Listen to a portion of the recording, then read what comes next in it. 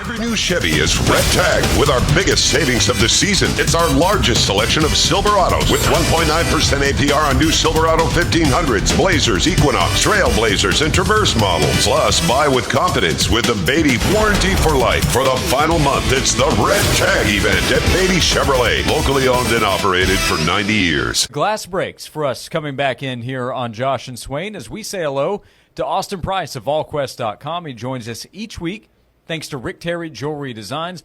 Austin, we appreciate the time as always. It's day one of camp for Tennessee football. We'll get to that. But 2 days ago, Tennessee picked up a commitment from offensive lineman Bennett Warren. This is a big get, literally, figuratively, for Tennessee's class. How did Tennessee land Bennett Warren, and what is Tennessee getting in the four-star offensive lineman? More importantly, Josh, we hit the over, baby. We said over 5.5, and we hit 6. On the last day that you could get a commitment before it switched to August. Did you make that happen, Austin? Did you text Bennett and say, hey, by July 31, you got to make this happen for me? No, I didn't. He was thinking about going last Friday and then pushed it to Monday, but that still kept us getting the over. Tennessee did a really nice job with him on his official visit, and kid just, was really smitten with Tennessee. And he's been Tennessee ever since he left campus back in June. So it took a minute to get to the public commitment part of it, but finally got there. And, again, 6'8", 330 pounds. And, Tennessee has got a high-end tackle for this class. And then a couple other guys that can definitely play tackle and Gage Ginther, Jesse Perry, going forward. How would you stack Tennessee's offensive line haul versus – some of the other teams, in the SEC? I think it's good. I wouldn't call it great, but, I think that, there's some really solid foundation pieces there. I love Gage Ginther. I think William Satterwhite is a phenomenal prospect at center. And let's face it, Tennessee's got to figure out who their center is going to be in the post-Cooper Mays era. And, and then, like I said, to get tackles, that's the big thing. Tennessee is feels like they got a lot of guard bodies over there in that room, and you get a couple guys that could be future starting tackles for you. It goes a long way, and obviously the cherry on top is maybe the biggest of them all in Bennett Warren. Austin Price is with us, Volquest.com, thanks to Rick Terry Jewelry Designs. Mari Jefferson, it's about to be decision time for him. It's been a weekly question. Where do things stand with him? And then Ryan Wingo, the latest with him, with his recruitment, both guys at the wide receiver position. Well, I've said it feels like Amari's leaning Alabama. It felt like that. It felt like that for a couple months now. Tennessee's definitely made it interesting. They took a big swing here and there, but I don't think nothing has changed to change my thought process with Amari heading into his announcement.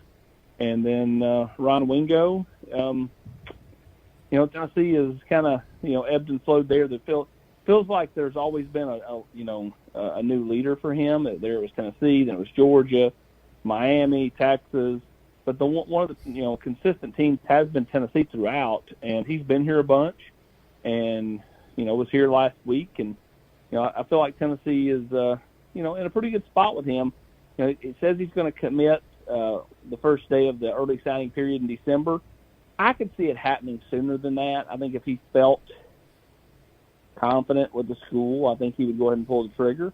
But we'll kind of see where things go. Again, a lot of this stuff changes by the minute, and he may be deciding next week until middle of next week, and then he may push it back to December again. So who knows?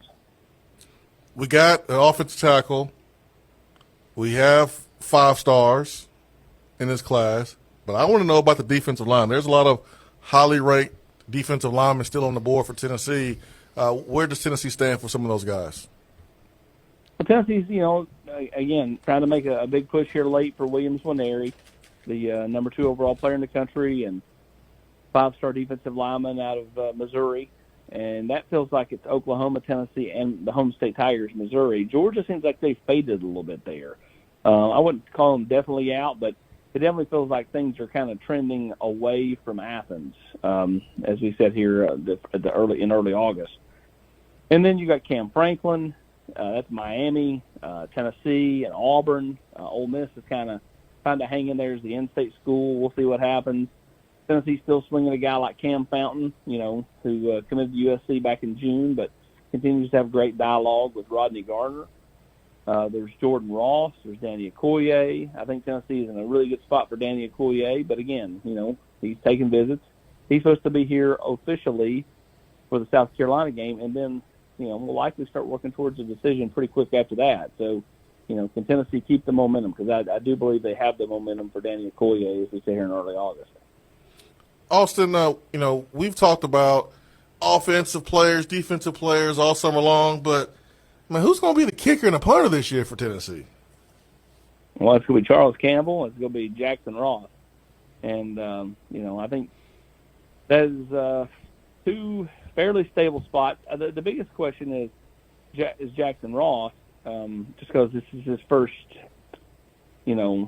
go-around in college football. He watched last year from the sidelines and I think was pretty enamored by it. Now, he's an older kid. I mean, he's 22, 23 years old. Goodness. He played Australian rules football.